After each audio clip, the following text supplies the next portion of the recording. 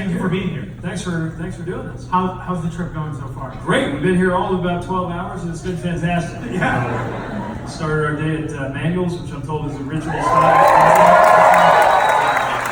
Spoke to the African American Leadership Caucus, the DNC, and now obviously saving the best for last. There you go. I love it. There you go. Well, I'm excited to have this conversation with you.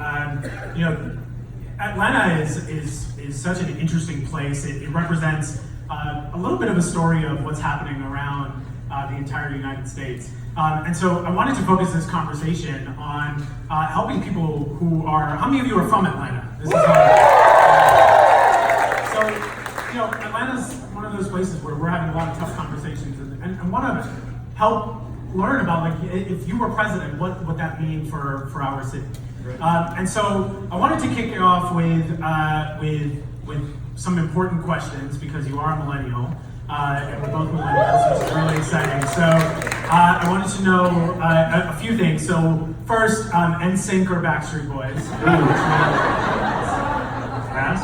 Oh, wow. 98 degrees, I get it. That's okay. That's fine. That's what it means. That's always what that means. This one could clear the room, but Coke or Pepsi? I know the correct answer around here is Coke. Okay. That's good. I wanted to make sure this interview could go on. How about Waffle House or IHOP? I'm from more Cracker Barrel country. Okay, great. My mom loves Cracker Barrel. That's perfect. You have the right answer in my heart. So that's good. Do you say you all or y'all? You all. It's kind of So if you see a group of people, what do you say? yeah, not quite y'all, Okay, you're not y'all yet. but it's not necessarily you all. Like there's gonna be some. We're gonna marry the two. Okay, perfect. And then most importantly to me, I got two more. So who's your favorite Ninja Turtle? It's important. Which one represents you the best? Leonardo's the kind of grumpy one. Is that The blue one, is that? you? I don't know how to. Yes, Leonardo's the good one. Yeah, I think he's more my You're the grumpy guy. But he's the leader. He's the leader of the. Yeah, he's got kind of quiet, kind of dignified leadership, right? There you go. That's awesome. And then last question is Beyonce or Sasha Fierce? Oh, This is tough. gotta be Team Beyonce there. Yeah, there you go. There you go. Beyonce always wins. So I wanted to kick off about just kind of one question we always ask in Atlanta that's important as we're drinking sweet tea together is why do you do what you do? Not what you do. You chose to take a life in public service, but why? Why was that the path that you chose? So the main thing is that I need to work on things that I believe matter. I remember having a moment. I used to work in business. I liked it. Good colleagues, good pay, interesting stuff. But at one point I became an expert on grocery prices. And nobody knew more than I did about how to crunch and slice and dice grocery prices. And I cared about doing a good job for my clients and my boss and my coworkers. But I remember sitting in a room with a computer. I got up to get a cup of coffee, and I just thought, I don't care. I care about doing a good job, but I don't care that like this company is going to do better than that company. And I began to realize that I needed the propulsion of knowing that what I worked on was going to matter, whether anybody was paying me to work on it or not. And when I was a student studying politics, I always thought all the interesting stuff was national and then international. And what I never would have guessed is how much meaning there would have been from going home and working on something local. But at a time when my city was really struggling, at the beginning of this decade, we were showing up on lists of dying cities. There's kind of crisis of confidence in our community. But I believed in our city. I cared about our city as my home. And I discovered that there were things as challenging and as exotic a mile away from my own boyhood home as there were, that I could find traveling around the world, and that there was going to be adventure in serving and making myself useful in my own backyard. That's how I wound up becoming mayor. And who was influential for you in that journey? A lot of my journey comes from my parents are immigrants. They came to the United States, built a business. That was their journey, and that's had a huge influence on how I view the world. Yeah. Who was that for you? Yeah, there's no question that my parents played a similar role. My father came to this country in the 70s, decided to become a citizen, met my mother. I don't think they knew that they would be in South Bend for long. They moved there for a job, and then... That is the immigrant destination, I guess? What is it? It ought to be, right? It ought to be. Yeah. But I'm not sure it was true in 1980. But anyway, they found their way there. And I think they had always a little more relationship to the place than they wanted to admit, actually. But the other thing that was very influential was people my age who I had grown up with who dispersed. Because in a place like South Bend, we grew up getting the message that success meant getting out. So it's exactly what I did when I was 18, ready to go to college, I got out. And over time, as I met other people from our hometown who had dispersed around the country, and you catch up over a beer or a cup of coffee, the conversation more and more started turning to home, and we began to realize that we had this relationship, like it mattered that we were from somewhere, in a way that we didn't understand when we were growing up. But you understand when you leave, you go somewhere else, you realize you're the product of a culture, and that you have a relationship to that place. Yeah. And where, for you, do you find love in South Bend, or where? I found love online. Oh, swipe right. There you go. So as you may know, I came out relatively late in life. It was after my deployment to Afghanistan. I just thought, you know what? I'm never going to again be in a situation where I could lose my life, be a grown man in a position of responsibility, and have no idea what it's like to be in love. So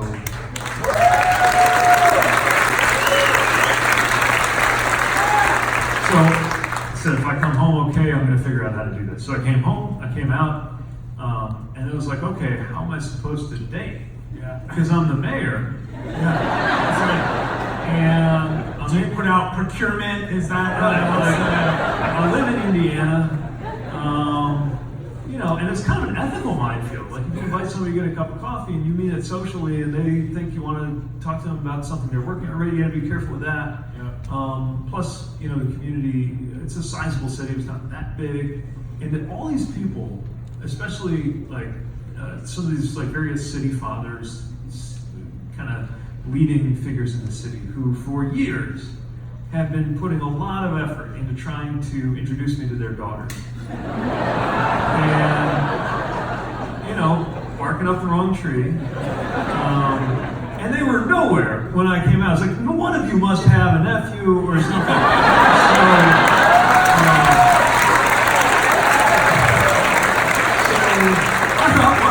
I'm a millennial.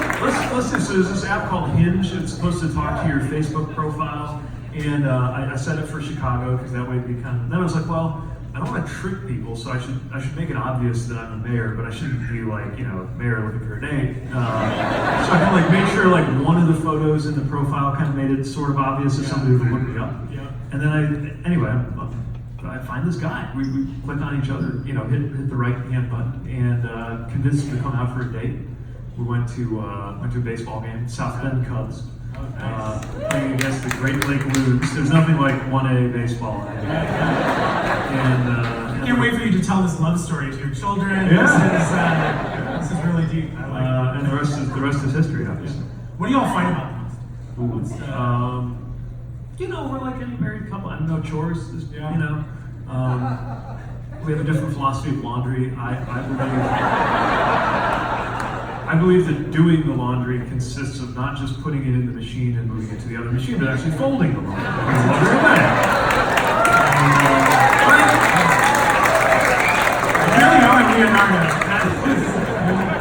He believes that if I am awake and the dogs are awake, then I can feed the dogs, even if it's normally his job to feed the dogs. So there's a little bit of that. Yeah, that's good. I love that. We're so happy to have you in this city, and I think there's so many interesting intersections between the city that you come from and the city that I come from. In Atlanta, we really are a tale of two cities, because on one hand, this is the greatest city in the world. It is a place where it is a place where innovation, entrepreneurship, businesses, social movements, they all got their seed here, right? And that's so important to us. But on the flip side, Atlanta today is also the most unequal city in the United States. And inequality turns us into this tale of two cities where, it's confusing. You want to root for your city, but you're also extremely concerned that it's leaving a lot of people behind. And with income inequality, you're rooting for the success, the things that are getting better, but also by nature of how inequality works, a ton of people are left behind. Right. That's not too dissimilar to South Bend. That's right.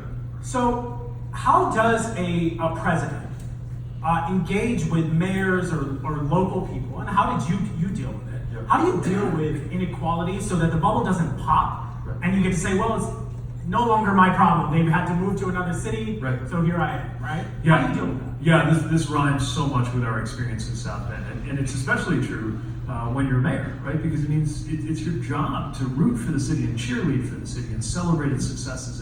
And I'm proud of the fact that the city's growing in a way that hasn't happened in a long time. And I think it's a wonderful place. But also when you're mayor, you're responsible for the problems. And we are a community that is growing at a pace that we haven't in a very long time.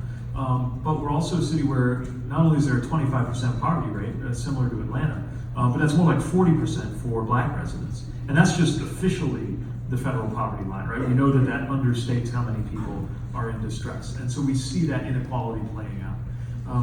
I think that a lot of it you can get traction on at the local level through local leadership. And we sought to lift up minority entrepreneurs. We sought to invest in neighborhoods that were underinvested in. We sought to clear away some of the obstacles to people being able to live a good life. We're trying to make sure that every child in the city is within 10 minutes of being able to walk to a park or recreational facility. We're trying to make sure that we direct dollars into the places where they're needed. But the reality is we need a federal engine to deal with a lot of these things. And some of it is extremely simple, like the minimum wage should be much higher. Right? So I don't want to sound simple-minded, but some of this stuff really isn't that complicated. Other parts of it are, right? So as we think, for example, about the way we're getting ready for automation, what we're finding is that automation and the so-called new machine age and all the things happening in our economy could stand to further deepen the patterns of inequality that we're seeing around us. A good example is the replacement of jobs with gigs, and the fact that there's this cliff if you don't have a full-time job, or if you're considered a contractor instead of a worker, which is more and more a distinction without a difference from the worker's perspective. But if you're a contractor, you don't get the same kind of protections or the same kind of pay or the same kind of benefits. As we move toward the gig economy, that's going to define certainly how people our generation or younger, so many of them participate in the economy. We've got to recognize that it also threatens to deepen inequality for those who don't have access to careers, only gigs. So when you're running a city, right, and this happens in Atlanta as well, why do we keep using the same financial incentives? And why are we so shocked that we keep getting the same results? Because a lot of the neighborhoods that are in South Bend, unfortunately, they look the same under Obama and 45, right? And there's a lot of neighborhoods here in Atlanta look the same. They haven't had change. Yep. And oftentimes what cities and mayors will say and government leaders will say is the incentive mechanism we're going to use is we're going to incentivize corporations to come in, they'll create jobs, and time again, every report shows us that doesn't work. But that is a method that's been deployed here, it's a method that's been deployed in South Bend. What is it about providing incentives to corporations in hopes that it will lead to change? Yeah. How do we disincentivize something that's not working? Because you're a data guy, Right. the data's telling us it's not working. How's Yeah, it not working? I mean, for us, I think what we've got to do is we've got to say if we're putting public dollars into something, whether it's an actual cash outlay or whether it's something like a tax break, what is the public buying for that? Are you just buying jobs? Is it worth buying the jobs? Are you buying a good look for the mayor, his company moved there? What we're finding is if a public incentive makes the difference between something being a bad business decision and a good business decision, then you're probably getting companies that aren't that sticky anyway. The other thing that we find is, if we have somebody making a decision about where to move a company, for example, if it's gotten to the point where they're meeting me and going to a couple other cities and meeting a couple other mayors, that means they've already done the math around land, labor, utilities, taxes, whatever. And what they're really there to see is what kind of community is this? Companies are made of people. They're saying, all right, is this where I want to live? Is this where I can hire people? Is this where my family, my employees' families are going to thrive? And it turns out that depends largely on things like schools, infrastructure, safety, culture, all the things that we might be taking money away from if we're plowing it too much into incentives. Now, they do have a place. I mean, we've used them to break a tie on if I really need to get some investment into a certain neighborhood or get downtown back to life, which is an issue in South Bend, and there's just no way it'll pencil out to build residential property, let alone affordable residential property there without us getting involved. Fine, but you have to know what public benefit you're getting. And for us, we set a admittedly kind of arbitrary goal, but I just said we're not going to let more than $1 go into every 5 private dollars coming to us, because if so, it's just too risky that we might never see the payback come to the taxpayer. So what should the public expect if the deal doesn't work out, or they get a lemon of a deal, right? So imagine you have a development project called the mulch, right? And so imagine there's a big hole in the floor, and you want to make it better, right? Because it's an important part of the city, and it has history and all of that, and you want to drive it, you want to see it be good, but you're also really, really worried about the residents that have been there for generation after generation after generation, that there's the potential that they can no longer live where they've wanted to live. And when we come up with the incentive structures, it usually favors the corporation. What is the role, and does the federal government have any mechanisms where it could mandate stronger public participation in deals that affect people's lives for generations to come? What does that look like under your administration? Here's something we can do. There's a lot of funds that flow to cities in the form of CDBG, right? Yeah. Community Development Block Grant. Yeah. And as a mayor, I suppose I'd like there being as few strings as possible attached to that. Mm-hmm. But imagine if there were a requirement or even just a bonus that said, okay, if these dollars are going to go into an area where there's some fear or risk of displacement, then the funds need to be dispersed by an entity that has adequate, strong, empowered representation from the original residents of that neighborhood on the body that's going to have say on how the dollars are spent. You do that pretty quickly, you're going to find the decisions are made a little bit differently. And I think there are a lot of things we can do like that with federal resources to guide. Cities can figure it out in their own way.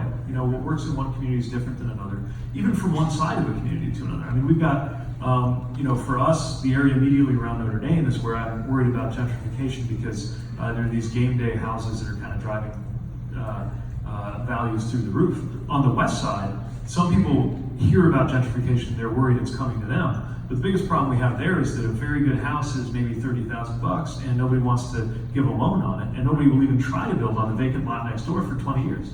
So it's a different set of problems.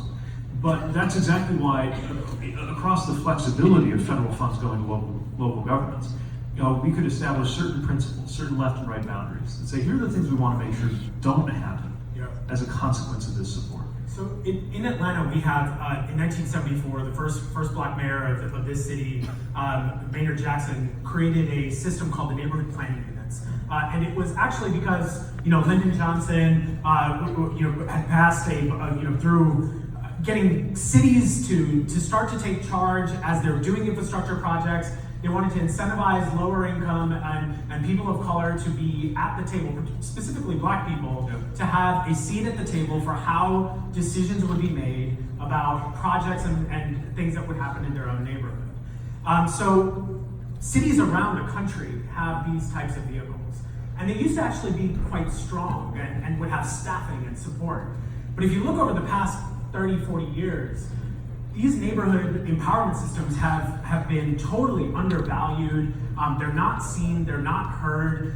Yet states and cities continue to get federal incentives that, you engaged with the community where there were 6 people at that? Awesome, checkbox, here's the check. How do we make it so that public participation actually become, there are more people in this room right now than voted in the District 3 elections in Atlanta. We had probably about, it was around 30% of the city when we had a mayoral race. Only 30% of people voted. And this is not just Atlanta, it's around the country. People have lost trust and faith in government. They don't want to participate. So what incentives do we provide to show people we're not just asking you to have a seat at the table, but we're also not going to put you on the menu? How do we do that? Yeah, I mean, I think a lot of it is, as you said, if it's just a checklist, then it becomes way too easy, right, to work through that. So, in the same way that a lot of cities that do zoning reform are now looking at form-based codes, where they essentially provide a kind of code book of what we want to encourage, instead of a bunch of rules on don't do this, don't do that. I think there's a way we could have public participation framed in a way that's much more empowering than if we just make it kind of a checklist. And there's going to be some risk in this, right? So when you do participatory budgeting, especially in the first instance, something we're thinking about here in Atlanta, you may get some weird outcomes early on, because part of what you're doing is you're actually creating the capacity in the community to make decisions for themselves. And so you have to be willing to tolerate, it's essentially a question of political will. You have to be willing to tolerate some federally funded projects that are going to look funny or maybe not work out in order to build the kind of capacity that allows communities to make better decisions. The other thing, in 2019, your willingness to show up physically at a zoning meeting or a council meeting should not be the only marker of whether your voice is heard. That's right. There's incredible selection bias. For one thing, it's certainly biased against low-income people and shift workers, and so there are more and more interesting ideas being circulated around, providing childcare at public meetings, digital means for participation, not just checking comments section replies, but authentically engaging people's voices digitally. And we don't have it figured out, right? It's in its infancy, but we've got to be doing better than we are now. And when it comes to public participation, unfortunately, the people who are often that have the hardest time to be there, as you said, are people who might be working 2-3 jobs or whatever. And unfortunately, those types of economic circumstances disproportionately affect people of color, and particularly Black families. And we almost, because we use data sometimes to say, well, whoever was in the room, that's what matters, we leave out so many voices. So being a data-driven public servant, how do you make sure that we don't turn people into data points? That we actually make sure that rooms are actually very representative? And also, when it comes to conversations like this, I mean, you're in Atlanta. We should have a lot of Black people in this room, right? How do you convince people of color that your campaign is one that's going to actually represent my voice, even though you don't look like me? Right. Well, first of all, we've got to build trust at lightning speed, which is not how it usually works. That's right. I mean, in South Bend, it took years to get. Some people took a chance on me in the first election, but to get the minority support we got in my second election was years of the pastor who says before the election, "Look, I'm on to you because everybody knows how to come to my church before the election," and having that pastor see me come time and time again after the election, right? And it's not just going to the church and talking at people, right? It's that authentic encounter, especially tackling very difficult issues together, that we use. It's the quantity time that we use to build up trust. In a primary election process, we've got to do that much more quickly. And the only real way to do it is to invite people of color, people on the margins, people outside the conversation, not only to say, I hope you support the campaign, but to say, how would you like to shape the campaign? Right. It's got to be an opportunity to impact our conversation. And so there are ways we do that just in terms of how my time is allocated, making sure that we're meeting with activists separate from the big event, separate from the media hit, and we're getting more and more traction as we do that in the cities we go to. But it's also using, again, digital tools to some extent, storytelling tools to some extent, to invite people to shape the campaign so that we are strategically living the values that we want to enact. And then part of it's just making clear what our agenda is. I mean, especially for Black Americans who need to hear more than a rising tide lifts all boats, and you're going to be fine if you let me grow the economy, because that's what we've been told for 40 years, right? they need to hear more than, our policies won't be racist. Because what we're seeing now is, I think there was an unargued assumption in a lot of policymaking in my lifetime that if you had a racist policy or a racist structure or a racist system, and you replace it with a neutral policy structure or system, then everything will take care of itself. That's right. And it's not true. You have to proactively, think about the destruction of black wealth, right? That took centuries to get here. Yep. That black people were systematically, legally excluded from participating in the economy in most places in any meaningful way until the 70s, and to this day, face all kinds of discrimination, right? You can't expect that that's just going to work itself out. This is why the conversation about reparations is so important. Reparations literally means to repair. Right, it's to repair, to mend what is broken, right? To right a wrong. And it gets caricatured as a kind of check in the mail. But it does mean putting real monetary resources against the question, for example, of, I can actually put a dollar figure. I don't know that anybody's estimated it academically, but you can certainly see it in the data. Put a dollar figure on the added costs through your health outcomes of racism, right? We can measure this in the same way that we can measure the fact that black women are 3 times as likely to die in childbirth as white women. So we know these as, I think especially in Atlanta, because there's very strong black leadership here, there's very strong community organizing here. We know these are issues. In fact, with or without the president that folks may or may not want, these folks have dealt with these issues, right? Yeah. And so, as much as like you and I were having this conversation before, identifying the problem is very important. Yeah. But it's also the easy part. Right. But what does your administration look like within the first year of you being there that directly addresses this need to repair, particularly for black families that have been promised over and over and over and over again that things are going to be different? Right. How do you tell that to Atlanta? Because that's a story that Atlanta is still waiting to see the results of. Right.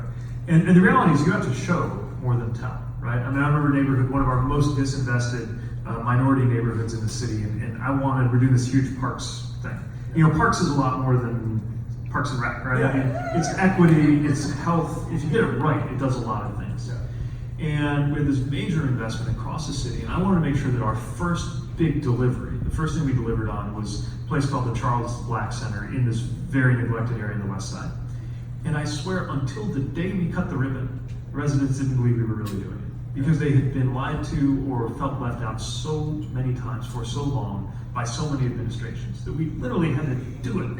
And then it was amazing the step that represented. So I think in many ways I can tell a lot during the campaign. I do my best to tell. We're just gonna have to show. And there are very concrete things you can do. The way I would do it is not just bringing your hand over the problem, but trying to establish the role that the United States of America played in creating a problem, and then using that to target the resources to fix it. Right. So take segregation in housing, right? This didn't just happen. It's not de facto. There are actually neighborhoods in a lot of American cities that were integrated 100 years ago for the simple reason that you didn't have a lot of public transportation. You had to live close to the factories. Everybody worked in the factories together. And every home was in walking distance. They became more segregated because of federal policy around housing. When the subsidies had all these racist attachments to them in terms of who could take advantage of them, right? So we should be able to then say that if federal resources went into segregating these neighborhoods, we can target federal resources into remedying that. Yeah. By directing them to neighborhoods, but perhaps also people, where it's actually not that hard for us to demonstrate that they were on the wrong side of a racist federal policy. So it's just one example, but across entrepreneurship, health, housing, education, and of course the elephant in the room, criminal justice. Right? How do we make sure that when we're making these investments, we're not continuing to invest in the same systems that caused this problem in the first place?